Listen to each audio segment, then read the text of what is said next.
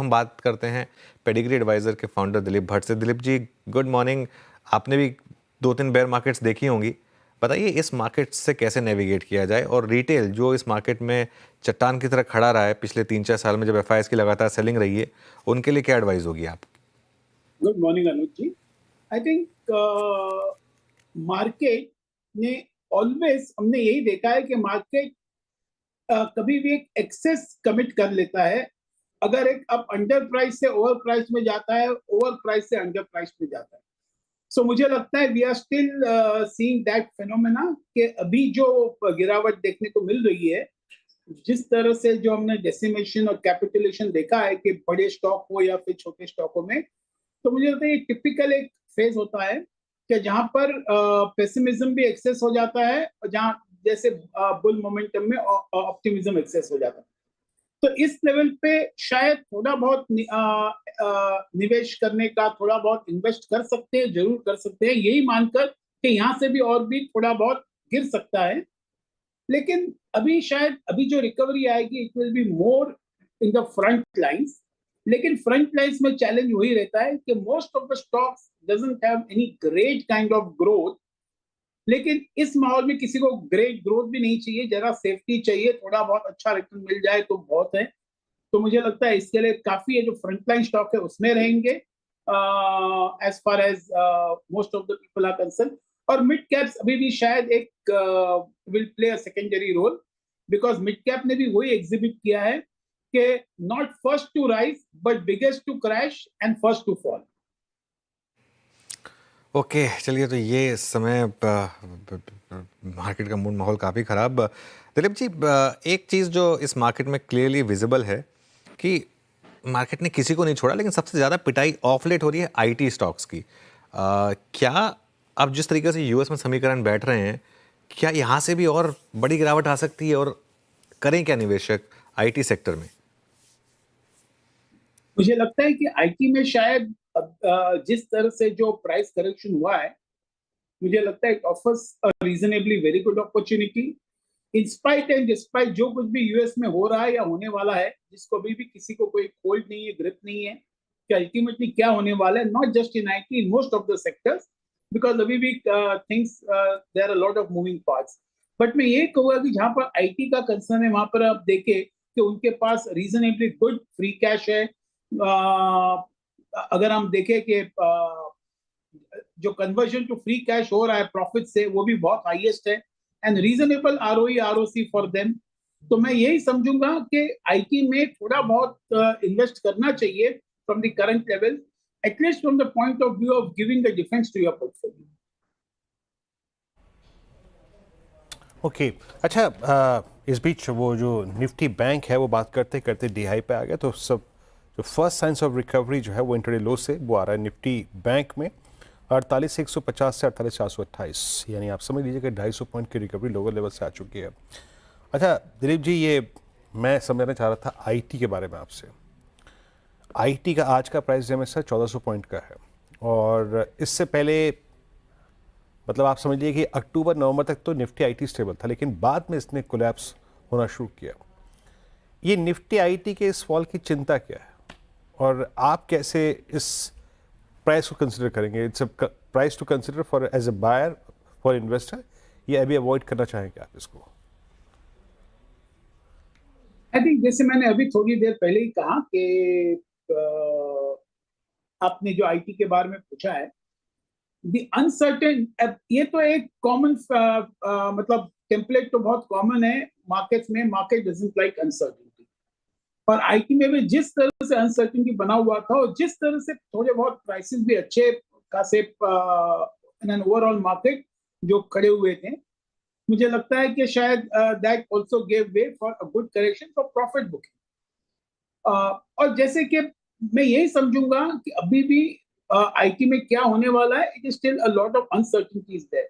But जिस तरह से ये जो आईटी के कंपनीज है जो वेरी वेल मैनेज्ड कंपनीज हैं, फ्री कैश कन्वर्जन है, फ्री कैश फ्लोज है, returns on equity also is reasonably good, तो इसमें जरूर इन्वेस्ट करना चाहिए, at least from a defence to give your defence to your portfolio. And maybe जब भी ये मार्केट रिकवर होके आगे बढ़ेगा, I think IT also will play a very prominent role in the recovery.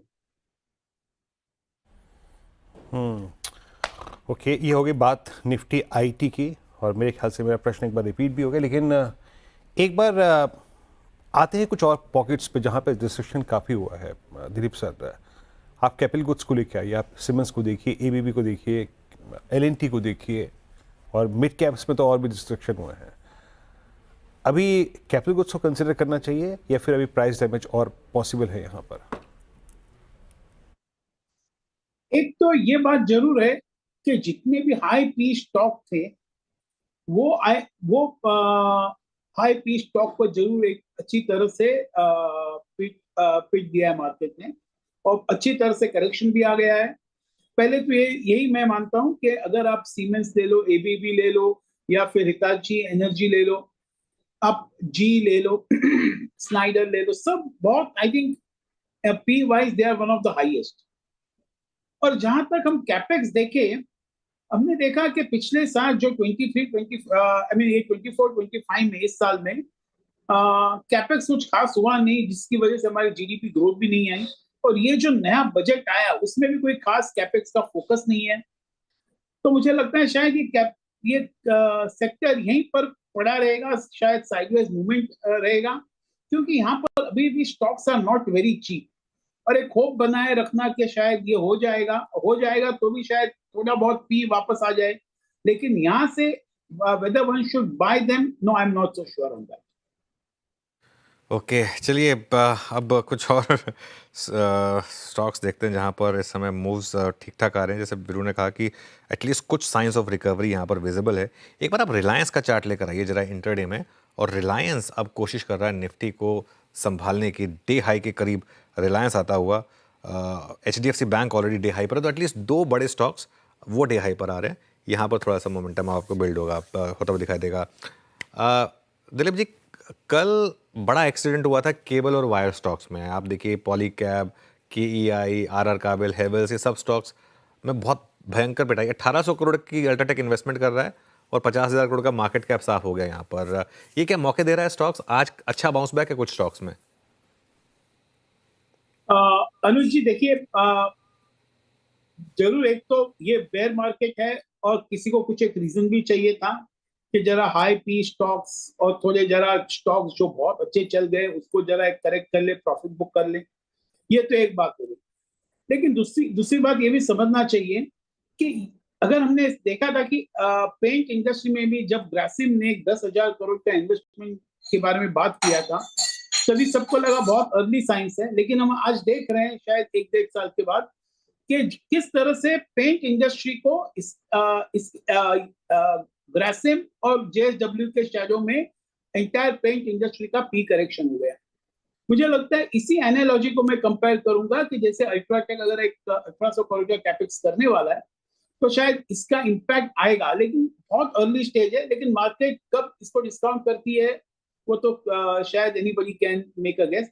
May be थोड़ा bounce back आएगा, लेकिन जिस तरह से अल्ट्राटेक स्पेंड करेगी, मुझे लगता है और एक फॉर्मेडेबल प्लेयर आ जाएगा, तो थोड़ा बहुत जो करेक्शन हुआ है और भी शायद थोड़ा करेक्शन हो जाए इन द लॉन्ग रन, तो कोई नई बात नहीं होगी।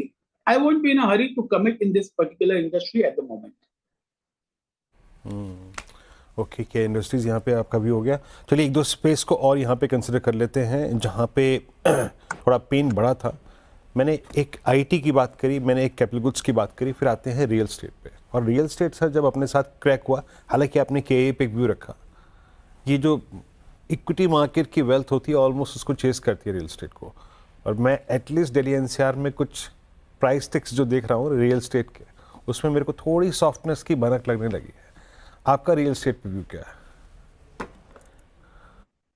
बिल्कुल, I think I agree with you कि जो स्टॉक मार्केट और रियल एस्टेट शायद साथ में चल रहे थे, बिकॉज काफी पैसा जो बन चुका था रियल एस्टेट में, और जो काफी लोग जो कैपिटल गेन्स के चक्कर में, खैर अभी इस साल 24-25 में वो इतना बहुत रियल एस्टेट में इन्वेस्ट करने से फायदा नहीं मिलेगा, लेकिन जो टैक्स एग्जम्पशन अभी तक मिल रहा था उस हिसाब से काफी जो पैसा रियल एस्टेट में बन रहा था टैक्स एग्जम्पशन के हिसाब से भी बड़ा पैसा एक प्रीमियम प्रॉपर्टीज में जा रहे थे।